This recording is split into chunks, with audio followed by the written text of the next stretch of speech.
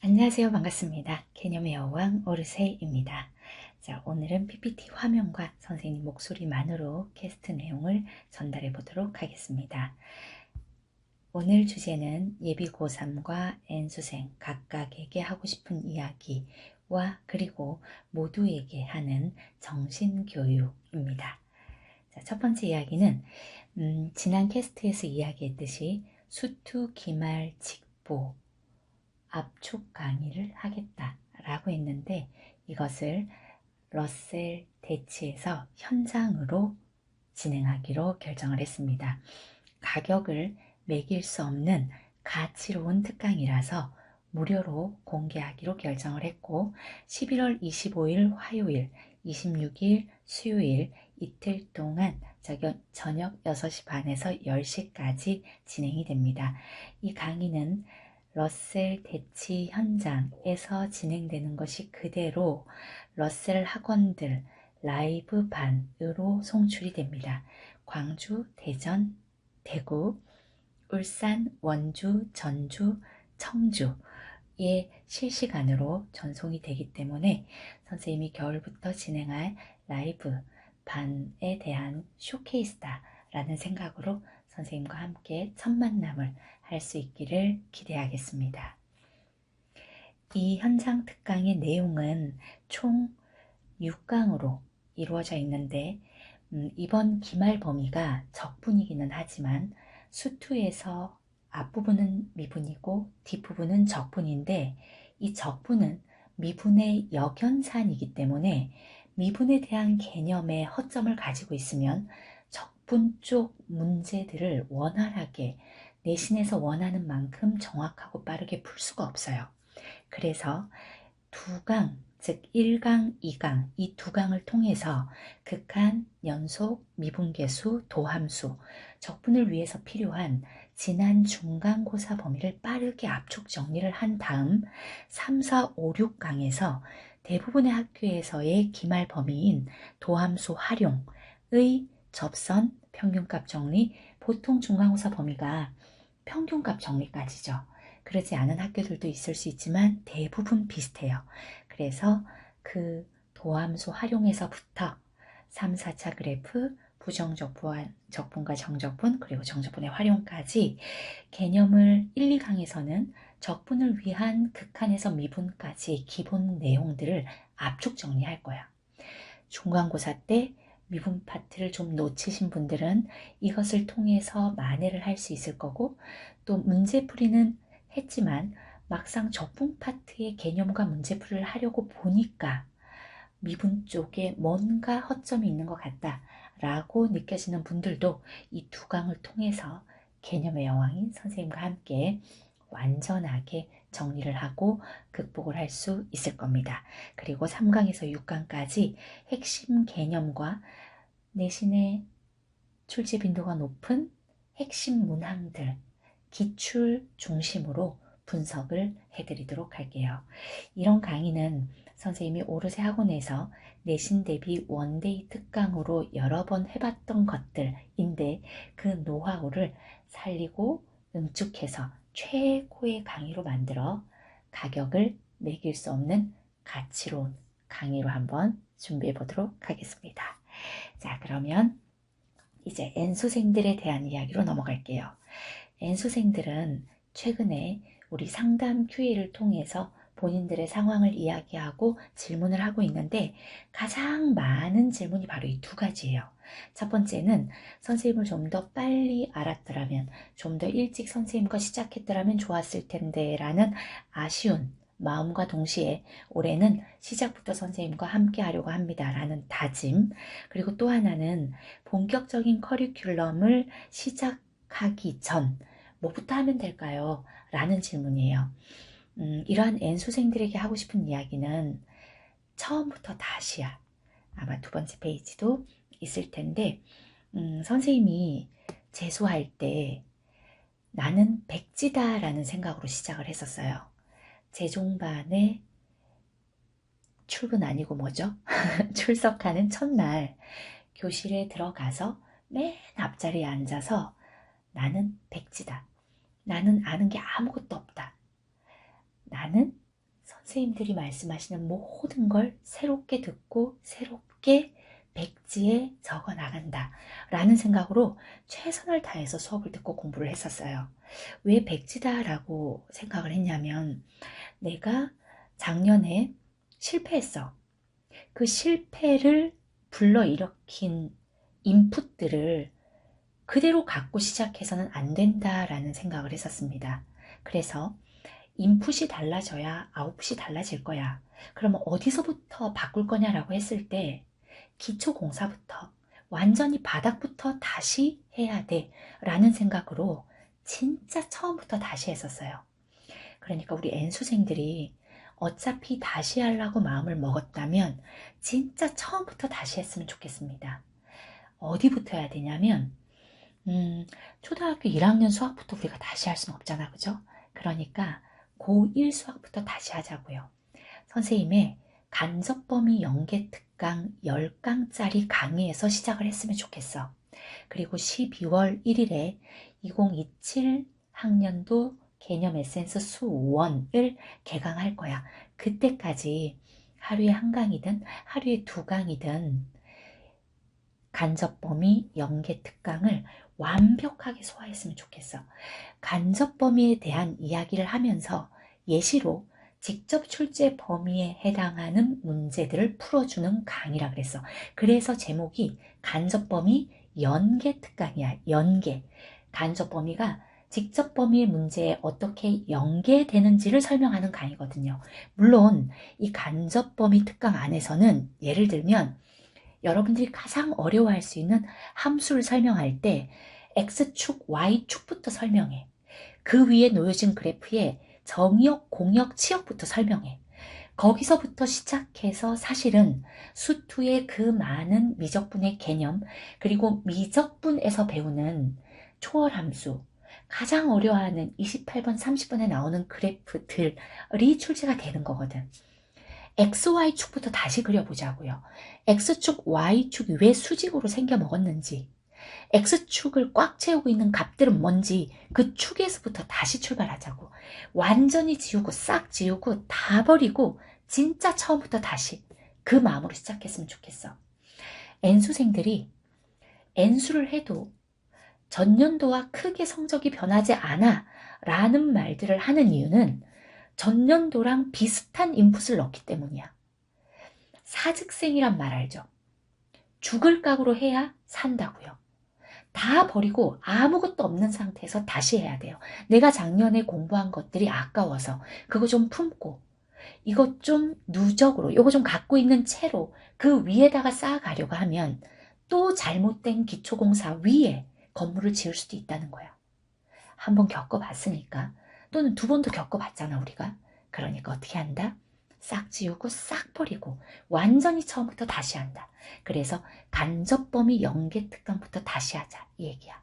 아시겠죠?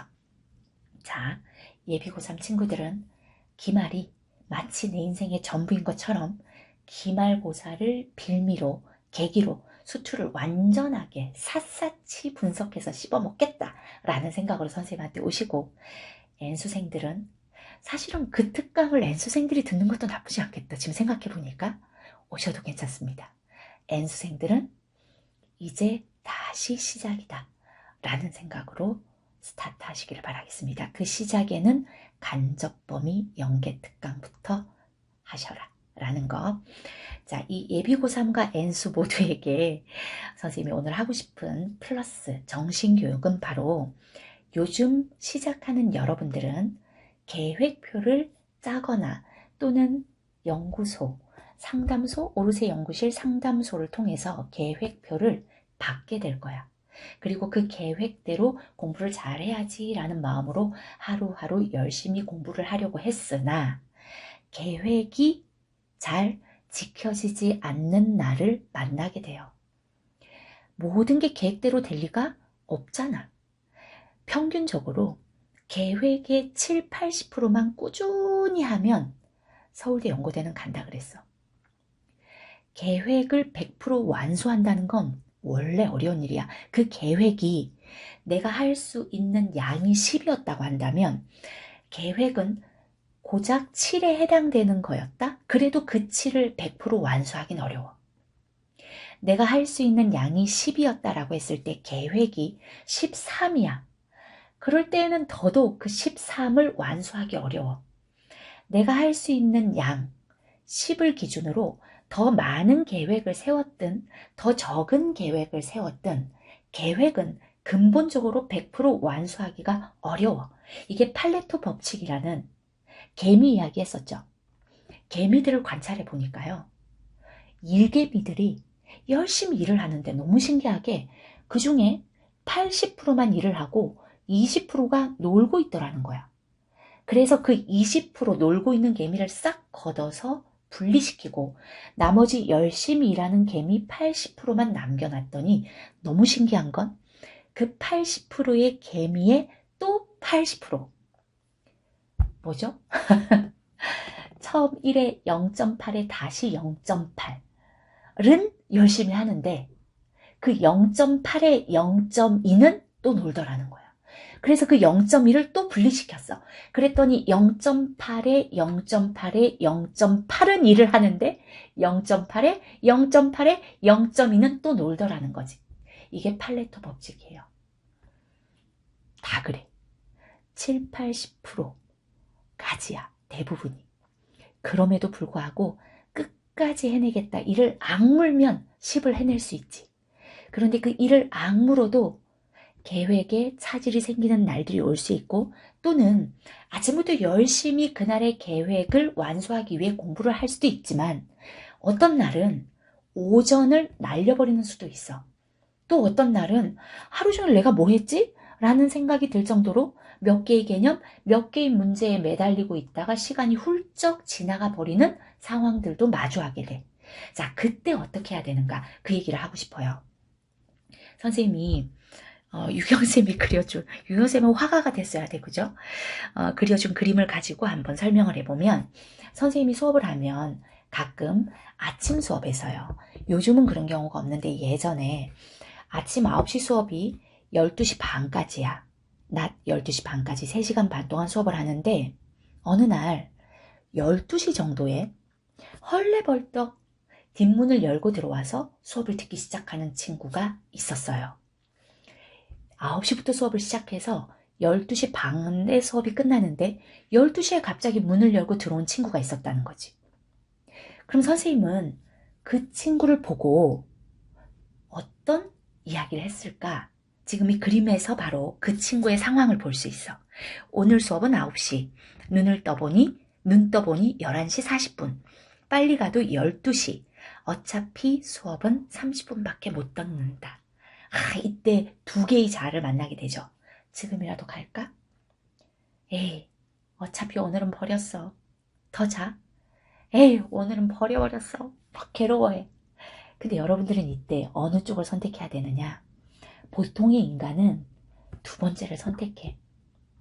오전부터 내가 세웠던 계획에 차질이 생기기 시작하면 오후나 저녁에 정신을 다잡는 건 좀 어려운 일이야. 에이, 어차피 오늘은 배렸어. 이게 어디에도 그대로 유지가 되는 거냐면 수능장에서도 국어가 좀 마음에 안 들어. 그러면 에이, 이번 수능은 좀 배렸어. 라는 생각을 하게 될 수 있다는 거지. 그런데 그 순간 냉정히 시간을 되돌릴 수는 없고 오전에 버려진 시간을 다시 주워 담을 수도 없고 지금 이 순간 내가 할 수 있는 최선의 선택은 죽은 시간은 어쩔 수 없어. 지금부터 나한테 다가오는 시간은 살려야 된다는 거야. 오전 시간을 죽였다 해서 다가올 시간까지 같이 죽인다? 이게 과연 현명한 일일까 생각을 해보면 누가 봐도 아니라는 걸 알아. 근데 그 순간 그 두 번째를 선택하기가 그렇게 어려워. 그럼에도 불구하고 벌떡 일어나서 지금 이 순간부터 남은 30분의 강의라도 듣고 30분이라도 살리면 난 3시간 반을 버린 게 아니라 3시간만 버린 거야. 나는 3시간 반을 커버해야 되는 게 아니라 3시간만 커버하면 돼.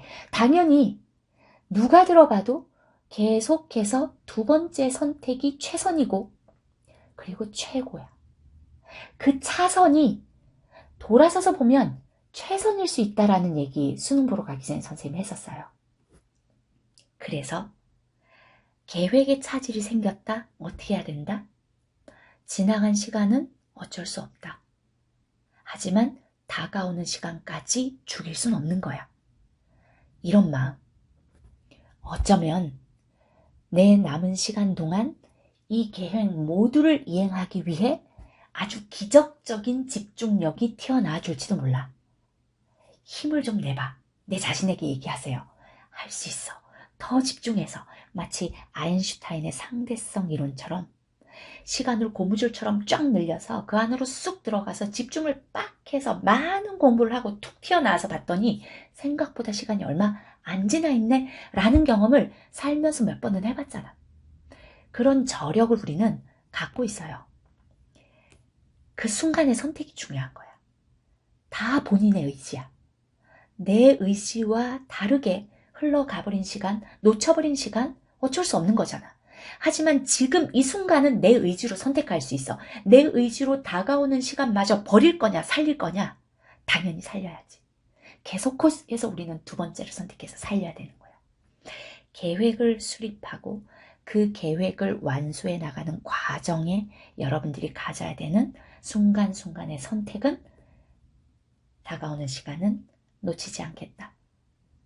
내 의지로 선택할 수 있다면 난 언제나 최선이 아니라면 차선이라도 선택한다. 차악이면 안 돼. 알겠죠? 그래서 그래도 간다! 라고 하고 그림 진짜 끝내준다 그죠? 그래도 간다! 라는 생각으로 열심히 학원에 와서 30분을 듣는 그 친구에게 선생님은 엄청난 칭찬을 했어요.